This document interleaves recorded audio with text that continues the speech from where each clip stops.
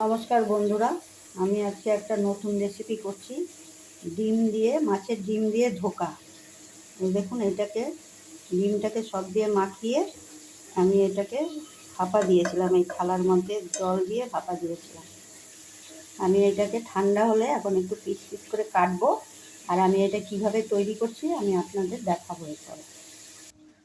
আমি ওই ডিমের ধোকাটা করার জন্য আমি এই ডিম চটকে নিয়েছি। চটকে নিয়ে তার মধ্যে আমি এই যে পেঁয়াজ একদম কুচি কুচি করে কেটে দিয়েছি।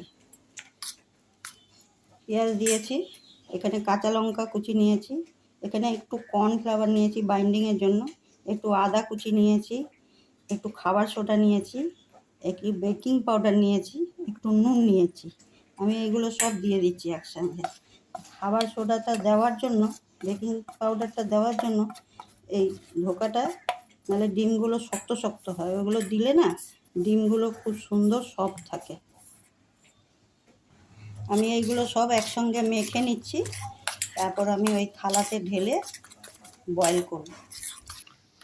দেখুন, আমি একটা থালার মধ্যে জল দিয়েছি, এটার মধ্যে তেল মাখিয়ে নিয়েছি, সর্ষের তেল।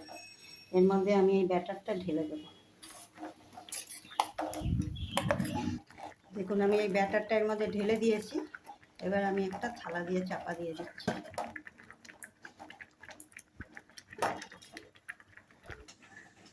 দেখুন, এটা হয়ে গেছে। এগুলোকে আমি এমনি পিস পিস করে, যার যেরকম শেপে ইচ্ছা পিস পিস করে নেবেন। পিস করে কেটে এমনি করে চৌকো কাটেন। দেখুন, এগুলো আমি ডায়মন্ড শেপে কেটে নিয়েছি। আপনারা ইচ্ছা করলে যে যেরকম ইচ্ছা মতন শেপ করতে পারবেন।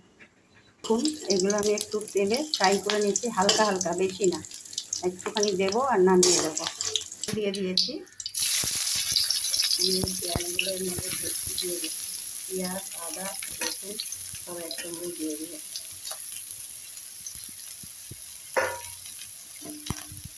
আদা, পেঁয়াজ, রসুন ভাজা হয়ে গেছে। এর মধ্যে আমি জিরের গুঁড়া, লঙ্কার গুঁড়া আর হলুদ গুঁড়া দিয়ে একসঙ্গে আবার আলুগুলো ভেজে রেখেছিলাম, এর মধ্যে এখন দিয়ে দিই।